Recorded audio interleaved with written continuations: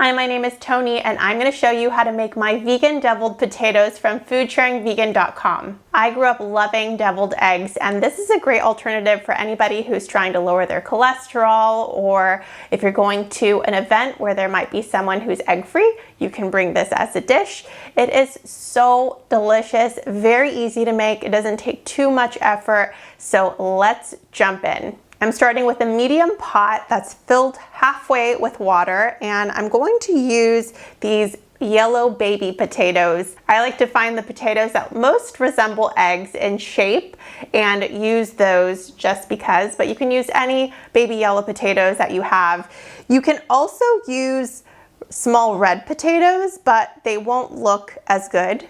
They'll taste delicious. So if you're just eating them at home and not bringing them to an event, you can definitely use those if that's what you have on hand. I'm adding in my yellow potatoes and I'm adding in 7 of them. I've already washed them, cleaned any of the blemishes off, and I recommend doing the same. I'm gonna let them boil for 10 to 20 minutes depending on the size of your potatoes. So just keep watch and we're gonna wait until they're fork tender. I boiled the potatoes for about 10 minutes and now they are soft, but you want to make sure you don't boil them for too long or else they'll get a little bit crumbly when you're trying to handle them. After they were done boiling, I drained them and I also ran cold water over them so that they would cool down a bit so that I could handle them more easily. And I'm going to take 6 of the 7 potatoes and slice them in half. When I choose how I slice the potato, I'm going to make sure that I slice it in the way that it is the thinnest.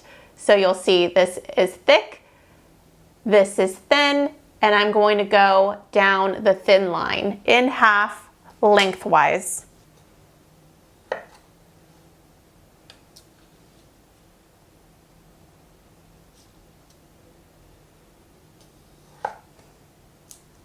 You're just going to keep cutting them in half. And if you want to figure out how you'll know that they're cooked through, you can stick a fork in them, especially through the side that you're going to be cutting through so you don't have that fork mark in the middle of your potato. Okay, so I'm going to put them like this and I'm going to start scooping them out using a melon baller. So I'm going to take the center, roll it out like this and set it aside, and I'm gonna put all of my fillings in this bowl. And we're gonna repeat the process until all of them are hollowed out. And they can be a little bit tricky, like here. You can see that I sort of hollowed out to the skin. That's okay, as long as it holds its shape. You don't want it to cut all the way through the potato. And remember, I'm gonna set one of the potatoes aside. I'm gonna do that right now before I forget, because inevitably I will forget if I do not do that. I have to have those visual reminders. And we're just gonna eat these at home. I want them to look pretty for you, but also I like to cook, but I am not an artist. I'm so fortunate to work with people who help me make food look beautiful usually, but right now, I need this to taste good and look sort of good so that you are inspired to make it. But I gotta tell you, they're so good. I do hope you give them a try. If they crack a little, that's totally fine. And you'll notice that when they are cracking, instead of continuing in the same direction, I switch directions, and that helps prevent it from breaking even more. So you'll see right there, I just cracked it, and now I'm gonna come around the other way to prevent it from breaking. There we go. Okay, I'm gonna stick these all in a plate. Now I'm gonna grab my 7th potato and just peel off the peelings using my fingers. It should peel right off. And I'm gonna plop that in there with the hollowed out middles. Now to the same bowl, I'm gonna add in some vegan mayonnaise. I'm using this Follow Your Heart mayonnaise that I got from Sprouts. There's also Just Mayo. Hellmann's has their own vegan version as well. And I'm putting in 1/4 cup plus 1 tablespoon. I'm gonna scrape as much as I can in there. Then I'm gonna add in 1 teaspoon of Dijon mustard. And for that, I'm just using this gray poupon that I've had in my refrigerator for a little bit, so I'm glad to nearly finish it up. I'm adding in a teaspoon of apple cider vinegar, and this is what brings the taste together. It is Indian black salt.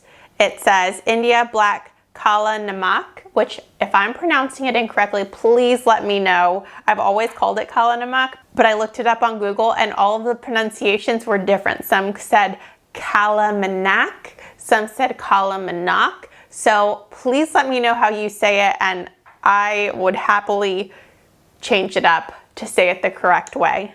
I'm adding in 1/2 teaspoon of this, and what this does is it provides a sulfuric, very pungent, eggy flavor, and it's a must for this recipe. I'm gonna put the link to the one that I got from Amazon down below. It's not easily found in most grocery stores, so you will have to go and find it either online or at a grocery store that has South Asian spices. You can immediately have the whiff of the eggy smell. Now I'm gonna add in a little black pepper, and the next ingredient is optional, but it'll provide some yellow color. It also has a strong flavor, so I'm not gonna add too much because I don't want it to overpower the other ingredients that I added in.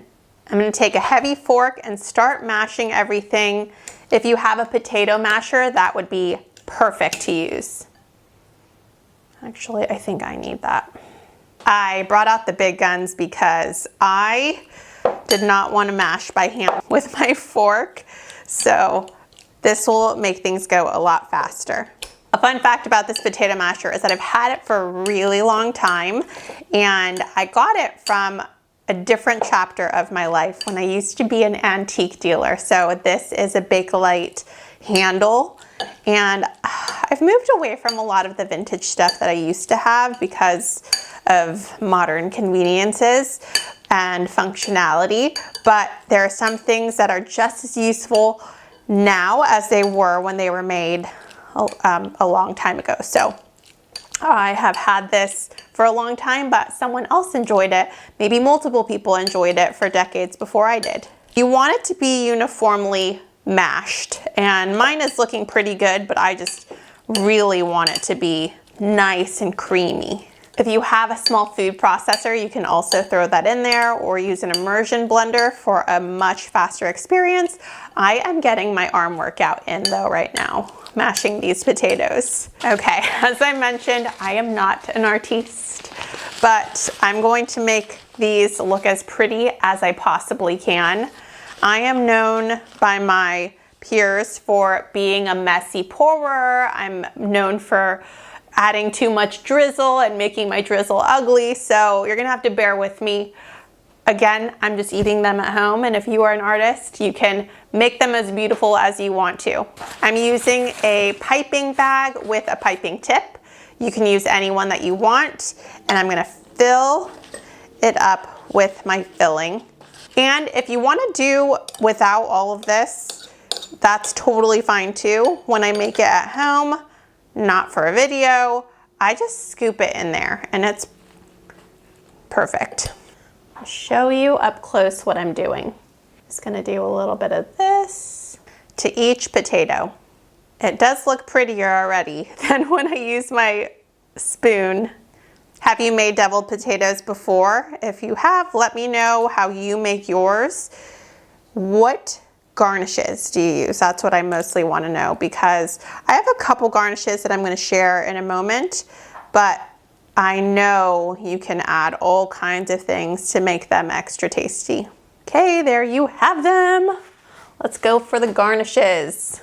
I've got both sad looking parsley and sad looking dill that I've had in my refrigerator for maybe 4 or 5 days, so they're on their last legs. I think I'm gonna just do all of them dill, because that sounds tasty to me right now. I'm just gonna sprinkle a little bit on all of them and try to make them look pretty. I'm gonna use a little bit of paprika. You can also use smoked paprika if that's what you have, but it's gonna change the flavor.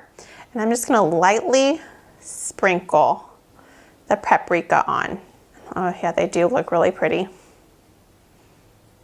there you have it. All right, there you have it. These are smelling so good, and I am gonna eat one right now. I don't know which one I should choose. They're all so pretty. I think I'm gonna choose this one because it's got a really tall filling. You can see it right there. I'm gonna take a bite.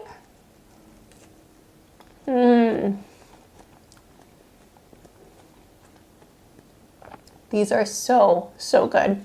You've got to give these a try. They are perfect for parties, picnics, or potlucks, and everyone's gonna love them. They're so unique, different than the standard deviled egg, and a perfect alternative for anyone who doesn't eat eggs. I'm gonna put the printable recipe down below. If you give them a try, please let me know what you think. Make sure you hit the subscribe button, give this video a thumbs up, and thank you so, so much for watching. Bye.